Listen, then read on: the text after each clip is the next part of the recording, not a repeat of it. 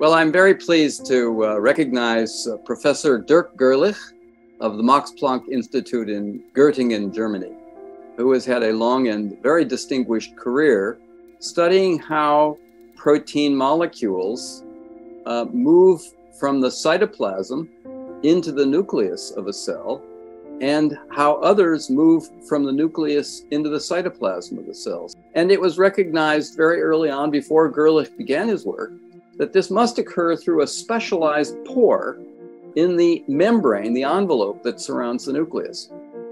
But the mechanism of that process, how it is executed, how the proteins are recognized to be selected for import or export, and how they pass through this channel in the pore remained unknown until Dirk GÖRLICH discovered, first in his postdoctoral work at the MRC Cambridge laboratory in England, that there is a protein molecule that he called importin that is responsible for recognizing a signal on the nuclear protein. But the singular discovery that he then made more or less on his own that really sets him apart from everyone else. This was the first of a now very large number of examples of gel-like substances in the cytoplasm that organize compartments in the cell.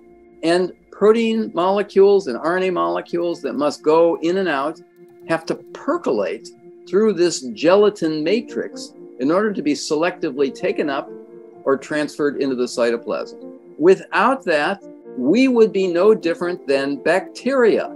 So the fundamental discovery of this mechanism, how this process is organized, is terribly important for basic science and for many clinical applications. So for that discovery and the others in his laboratory that preceded it in his independent career in Germany, the committee felt very strongly that he deserved the first WLA Prize in biomedicine. And in the discovery that I've given him so much credit for, this hydrogel, this is really a unique observation of his that is different than the way anybody else thought about the problem, which is what made it so exciting. But the tools that he brought to bear and the ideas that he developed were really quite unique and were very persuasive in an area that within a number of laboratories was very competitive. There are many people who were trying to solve the problem that he solved.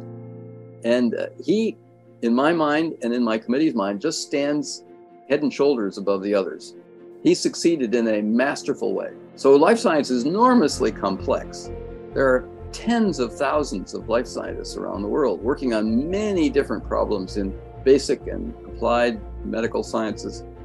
And there are some areas that are broadly understood at a low level of depth. But here's an area that GÖRLICH has uncovered that is so fundamental to the functioning of a cell. And I think people in cell biology have recognized that. And I believe that the recognition that GÖRLICH will receive here will be transmitted around the world